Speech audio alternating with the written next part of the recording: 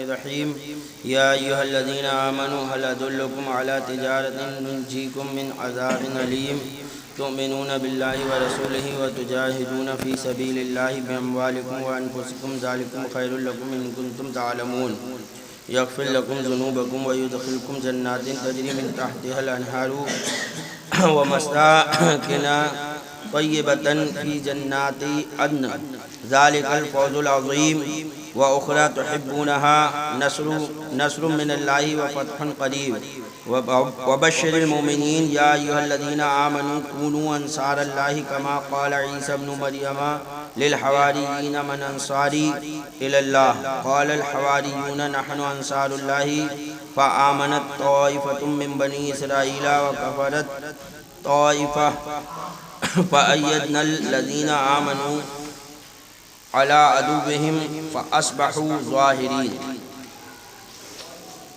اللہ تبارک و تعالی ارشاد فرماتا ہے، اے ایمان والو، کیا میں بتا دوں وہ تجارت جو تمہیں دردناک عذاب سے بچا لے؟ یعنی ایسی تجارت بتا دوں کہ تم وہ کام کرو، وہ تجارت کرو تو اللہ کے دردناک عذاب یعنی عذاب جہنم سے بچ جاؤ۔ تو کون نہیں چاہتا کہ ہمیں ایسی بات پتہ چلے کہ ہم اللہ کے عذاب سے بچ جائیں؟ تو فرماتا ہے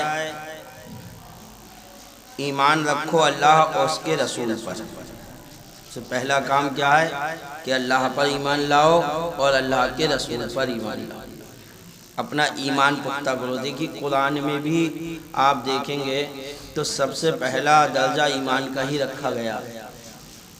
کہیں بھی بات آتی تو سب سے پہلے ضروری ایمان ہے، پہلے ایمان لاؤ اس کے بعد اور کام۔ جب ایمان ہی نہیں ہے تو پتہ چلا سارے کام بیکار ہیں۔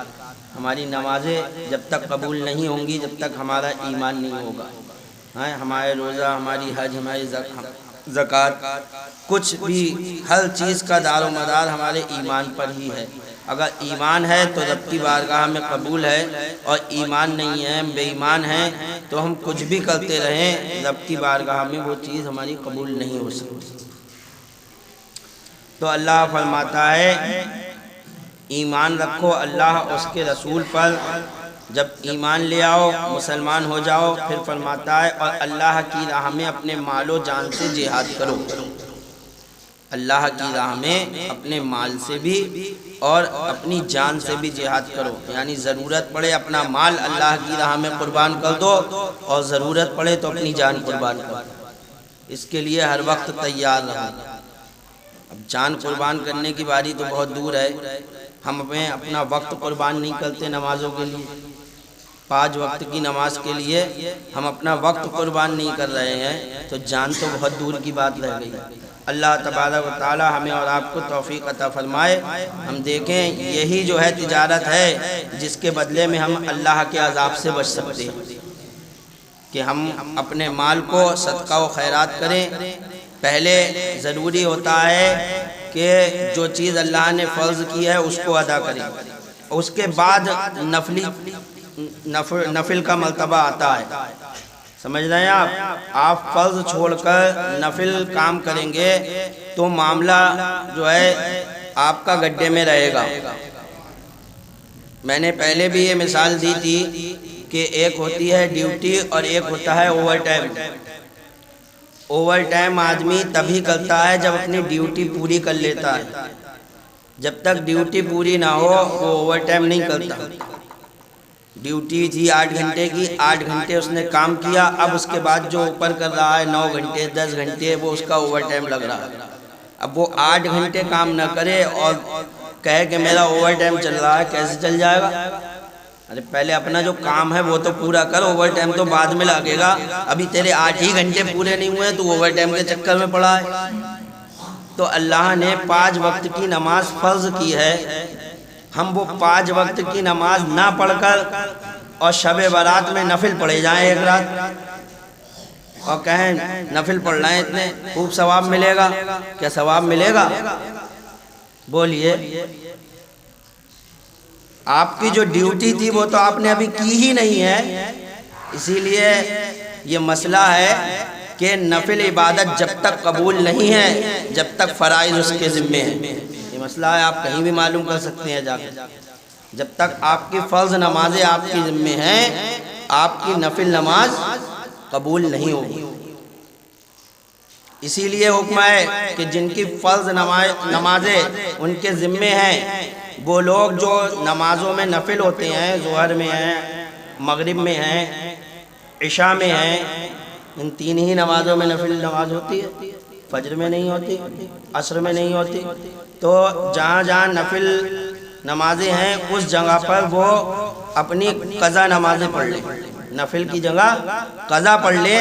اللہ سے امید ہے کہ اللہ قضا کا بھی ثواب عطا فرما دے گا اور تمہیں نفل کا بھی ثواب عطا فرما دے گا۔ ثواب دینا تو اللہ کا کام ہے، اس کے ہاں دینے میں کوئی کمی تھوڑی ہے۔ آپ کی نیت کو دیکھے گا وہ کہ میرے بندے کی نیت کیا ہے۔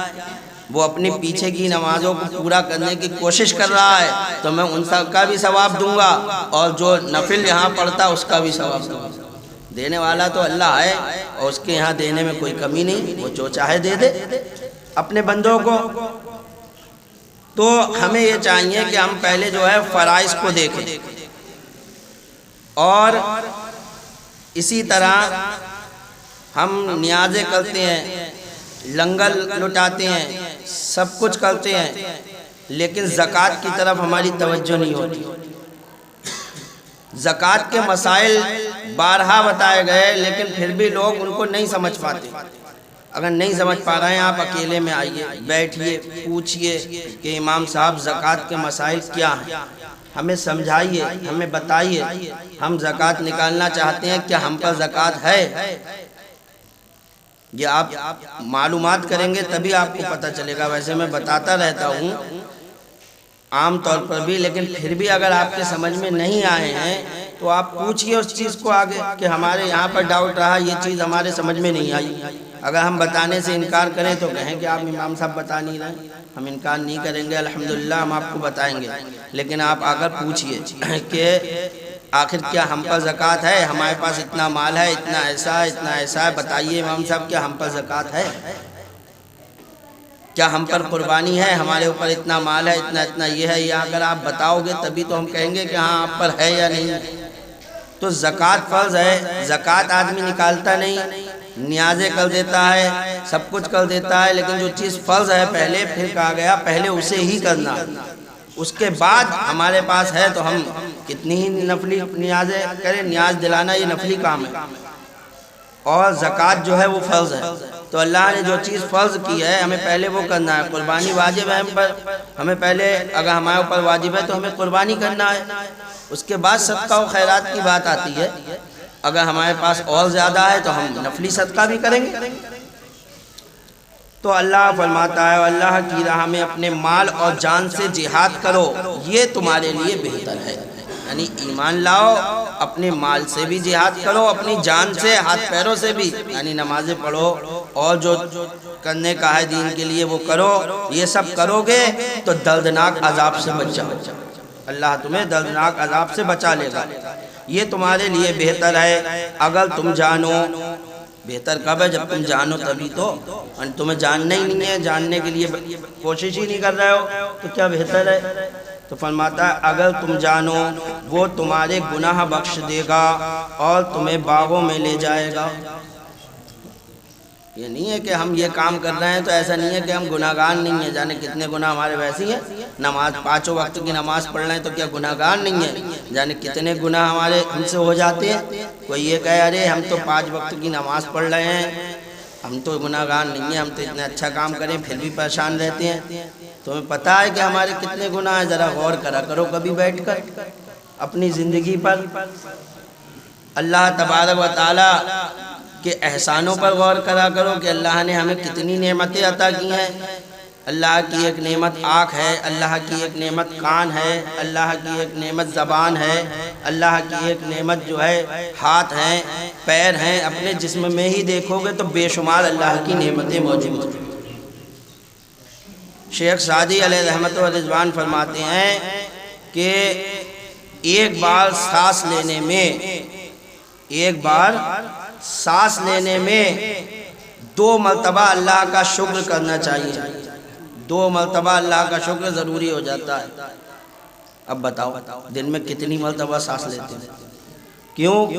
آپ فرماتے ہیں کہ جب ہم سانس لیتے ہیں سانس اندر جاتی ہے، اب اگر یہ سانس اندر ہی رک جائے تو باہر ہی نہ آئے، بچے گا آدمی؟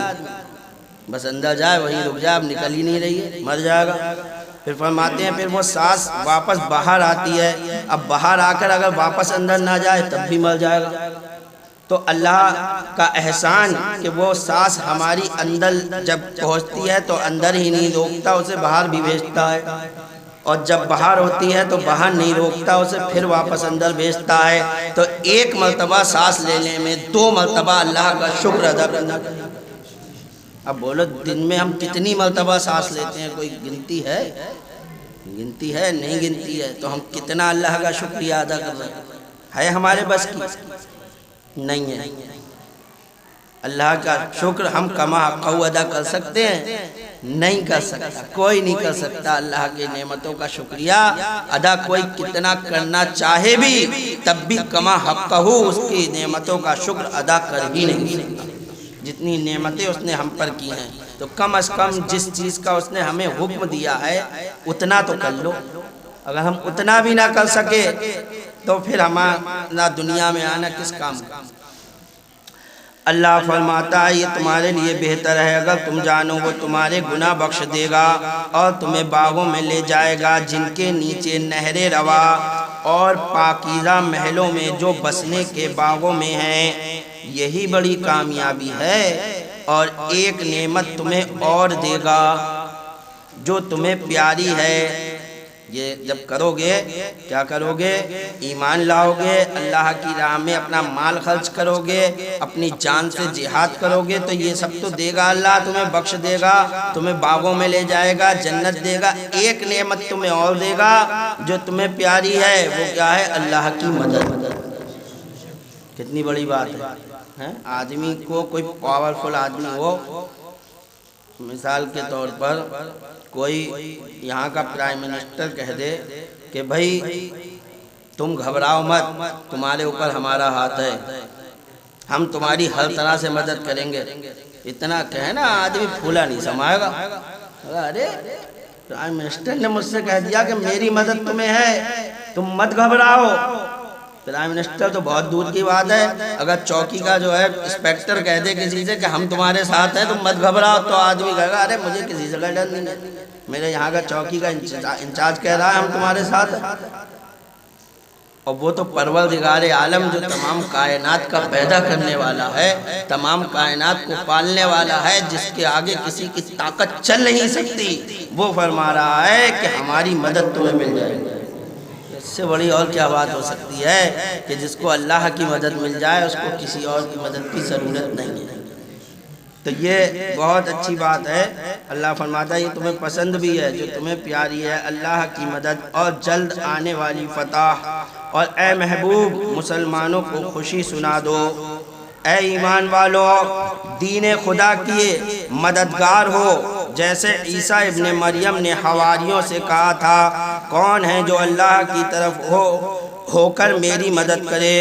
یعنی اللہ مسلمانوں کو حکم دے رہا ہے مسلمانوں تم دین خدا کی مدد کرو، دین خدا کی مدد کرو، یعنی دین اسلام کی تم مدد کیا کرو۔ نہیں کہ جب دین اسلام پہ کوئی بات آئے تو اپنے گھروں میں چھپ کر بیٹھ جاؤ، جب دین اسلام پر کوئی انگلی اٹھائے تو مسلمان کو میدان میں آ جانا چاہیے۔ اس وقت چھپنے کی ضرورت نہیں ہوتی ہے بلکہ میدان میں آنے کی ضرورت ہے۔ اللہ یہی حکم دے رہا ہے کہ ہماری نبی کے اوپر کوئی انگلی اٹھائے تو مسلمان، سب سے بڑی بات یہی ہے کہ نبی کی شان میں اگر توہین ہو یا ہمارے نبی کے شان میں کوئی توہین کرے تو اس وقت تو مسلمانوں کو ہرگز اپنے گھروں میں بیٹھنا جائز ہی نہیں ہے کہ وہ اپنے گھروں میں بیٹھے رہیں۔ تو اللہ تبارک و تعالیٰ فرماتا ہے اے ایمان والو دین خدا کے مددگار ہو۔ کیسے مددگار ہو؟ فرماتا ہے جیسے عیسیٰ ابن مریم نے حواریوں سے کہا تھا کون ہے جو اللہ کی طرف ہو کر میری مدد کرے؟ حواری بولے ہم دین خدا کے مددگار ہیں۔ جب عیسیٰ علیہ السلام نے کہا تھا کون ہے جو اللہ کی طرف ہو کر میری مدد کرے تو اس وقت حواریوں نے کہا تھا کہ ہاں ہم جو ہے مددگار ہیں۔ یہ حواری کون تھے؟ کہہ رہے ہیں حواری حضرت عیسیٰ علیہ السلام کے مخلصین کو کہتے ہیں۔ یہ 12 حضرات تھے جو حضرت عیسیٰ علیہ السلام پر اول ایمان لائے، سب سے پہلے ایمان لائے تھے شروع میں۔ یہ 12 لوگ تھے جو عیسیٰ علیہ السلام کے بہت خاص لوگ تھے۔ جب عیسیٰ علیہ السلام نے کہا کون مدد کرے تو یہ سب بولے کہ ہم جو ہے دین کی مدد کریں گے۔ انہوں نے عرض کیا تھا کہ ہم دین خدا کے مددگار ہیں، تو بنی اسرائیل سے ایک گروہ ایمان لایا اور ایک گروہ نے کفر کیا۔ جب عیسیٰ علیہ السلام نے دعوت اسلام پیش کی تو ایک گروہ تو اسلام لے آیا اور ایک گروہ نے کفر کیا، اور پھر دونوں میں آپس میں جنگ چھڑ گئی۔ تو ہم نے ایمان والوں کو ان کے دشمنوں پر مدد دی تو غالب ہو گئے۔ جو ایمان لے آئے تھے وہ اپنے ایمان پر جمے رہے، اور جو بے ایمان تھے وہ ان کو پریشان کرتے رہے۔ اس کے بارے میں بتا رہے ہیں کہ ایمان والے، اس آیت کی تفسیر میں یہ بھی کہا گیا ہے کہ جب حضرت عیسیٰ علیہ السلام آسمان پر اٹھا لیے گئے، عیسیٰ علیہ السلام کو اللہ تعالیٰ نے زندہ آسمان پر اٹھایا۔ اس کا واقعہ یہ تھا کہ عیسیٰ علیہ السلام کے بنی اسرائیل دشمن ہو گئے تھے اور آپ کو شہید کرنے کی فراق میں تھے۔ آپ ایک گھر میں تھے، اس وقت انہوں نے حملہ کر دیا بنی اسرائیل نے۔ جب حملہ کیا تو جو ان کا کمانڈر تھا سب سے پہلے وہ بولا کہ چلو میں جا کر دیکھتا ہوں کہ اندر عیسیٰ علیہ السلام ہیں بھی یا نہیں۔ یہ کہہ کر وہ اندر داخل ہوا۔ جیسے ہی اندر داخل ہوا، اللہ تبارک و تعالیٰ نے اس کمانڈر کو عیسیٰ علیہ السلام کی شکل کا بنا دیا، اور عیسیٰ علیہ السلام کو آسمان پر اٹھا لیا گیا۔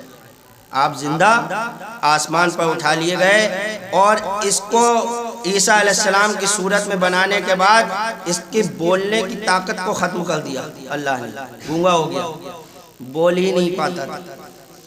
اتنے میں پیچھے سے فوج گھسی، دیکھا تو اسی کمانڈر کو عیسیٰ علیہ السلام سمجھ کر پکڑ لیا، اور پکڑنے کے بعد مارتے کوٹتے گھسیٹتے لائے۔ یہ بہت اون کر کے کہتا کہ میں نہیں ہوں، اشارے سے بتاتا، لیکن کون مانتا؟ اور اس سے کہہ رہا ہے بتا ہمارے کمانڈر کو کہاں چھپایا تو؟ ہمارا کمانڈر کہاں گیا؟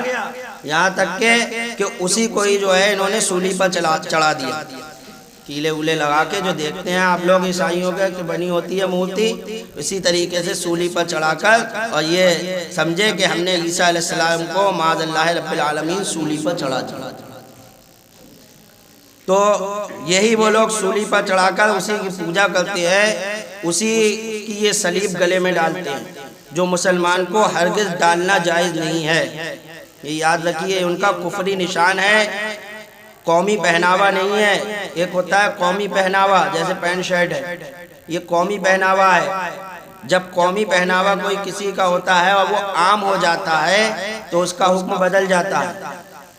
جیسے پینٹ شرٹ ہے تو یہ اب صرف عیسائی نہیں پہنتے ہیں، اس کو جو ہے ہندو بھی پہنتے ہیں، کرسچن تو پہنتے ہی پہنتے ہیں، اور دوسری قومیں، یعنی ہر قوم پینٹ شرٹ پہن رہی ہے۔ جب ہر قوم پینٹ شرٹ پہن رہی ہے تو اس کا حکم اتنا نہ رہا جتنا پہلے تھا، ہلکا ہو گیا، لیکن کراہت اب بھی ہے، کراہت اب بھی ہے۔ اسلامی لباس کی بات ہی اور ہے، لیکن ایک ہوتا ہے مذہبی پہناوا۔ مذہبی پہناوا جب کسی کا ہو تو اسے کوئی قوم کتنی ہی اختیار کر لے، وہ تب بھی اس کا حکم جو تھا وہی رہے گا۔ جیسے ہندو پنڈت جو ہیں وہ جنیو ڈالتے ہیں، یہاں پر دھاگا پڑا ہوتا ہے، تو وہ جنیو ڈالنا وہ ان کا مذہبی پہناوا ہے۔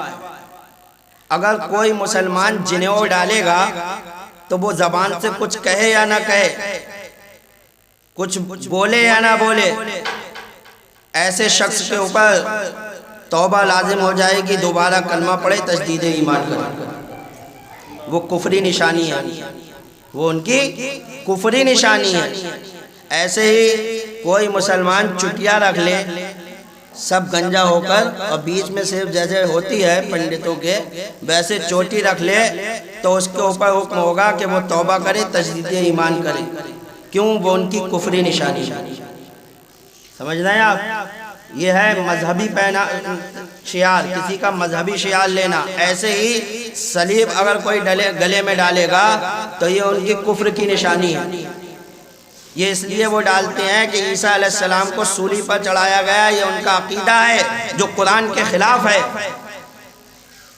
تو کوئی بھی اگر ایسا کرے گا تو اس پر توبہ لازم ہوگی، کلمہ اسے دوبارہ پڑھنا ہوگا۔ لیکن ہمارے مسلمان بھائی کو دیکھو کہ وہ شرٹ خریدنے جانتے ہیں تو نہیں دیکھتے ہیں کہ یہ ہم شرٹ خرید رہے ہیں، اس پہ بنا کیا ہے، یہ ٹی شرٹ خرید رہے ہیں، اس پہ بنا کیا ہے۔ جانے کتنے مسلمان لوگوں کو میں نے دیکھا ٹی شرٹیں پہنے ہوئے ہیں، اس پر صلیب بنی ہوئی ہے، اور ٹہل رہے ہیں، گھوم رہے ہیں مزے سے۔ کیا آپ نے دیکھتے وقت، خریدتے وقت دیکھا کہ ہم یہ خرید رہے ہیں یہ ہے کیا؟ کبھی دھیان ہی نہیں دیتے ہیں اس طرف، دین کی طرف توجہ ہی نہیں ہے کہ ہم جو چیز لے رہے ہیں یہ غیر قومیں ہمارے طرف کیا چیز پہنچا رہی ہیں، اپنا مذہبی شعار ہم میں شامل کرتی جا رہی ہیں، ہم اس کو خرید کر پہنتے جا رہے ہیں اور توجہ ہی نہیں ہے۔ اسی طرح ٹائی جو ہے، یہ ٹائی بھی جو ہے یہ ان کی مذہبی شعار ہے۔ یہ اسی لیے باندھتے ہیں کہ عیسیٰ علیہ السلام کو سولی پر چڑھایا گیا تھا، اس کی نشانی کے طور پر یہ باندھتے تھے۔ یہ وہی سولی ہے، بالکل اسی طریقے سے لیتے یہاں پہ باندھتے ہیں، اور یہاں پہ پھول پتی لگی ہوتی ہے اس طریقے سے، پھول پتی نہیں بھی ہو تب بھی وہ سولی کی نشانی ہے۔ تو اس سے بھی مسلمانوں کو بچنا چاہیے، ٹائی کو بالکل استعمال نہیں کرنا چاہیے۔ لیکن آج مسلمان باراتوں میں دیکھو تو زیادہ تر لوگوں کے ٹائی لگی، کوٹ پینٹ پہنیں گے ٹائی بھی لگا لیں گے۔ جانے کتنوں کے تو میں نے سمجھایا تو الحمدللہ انہوں نے مانی اور اسی وقت اتار بھی دی، محفل میں اتار دی، اللہ تعالیٰ نے انہیں توفیق دی۔ لیکن بہت سے ایسے اڑیل ہوتے ہیں، وہ اڑ جاتے ہیں، ارے اس سے کیا ہوتا ہے، اللہ ہی توفیق دینے والا ہے۔ تو عیسیٰ علیہ السلام کو جب آسمان پر اٹھا لیا گیا تو تفسیر میں بتا رہے ہیں، یہ بھی کہا گیا ہے کہ جب حضرت عیسیٰ علیہ السلام آسمان پر اٹھا لیے گئے تو ان کی قوم 3 فرقوں میں منقسم ہو گئی، تو اس قوم کے 3 فرقے بن گئے۔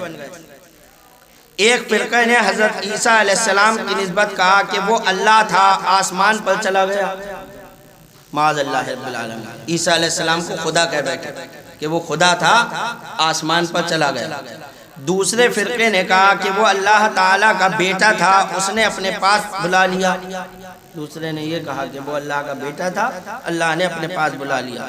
تیسرے فرقے نے کہا کہ وہ اللہ تعالیٰ کے بندے اور اس کے رسول تھے، نہ اللہ تھے نہ اللہ کے بیٹے، بلکہ وہ اللہ کے رسول تھے، اس کے بندے تھے، اللہ نے ان کو زندہ اٹھا لیا۔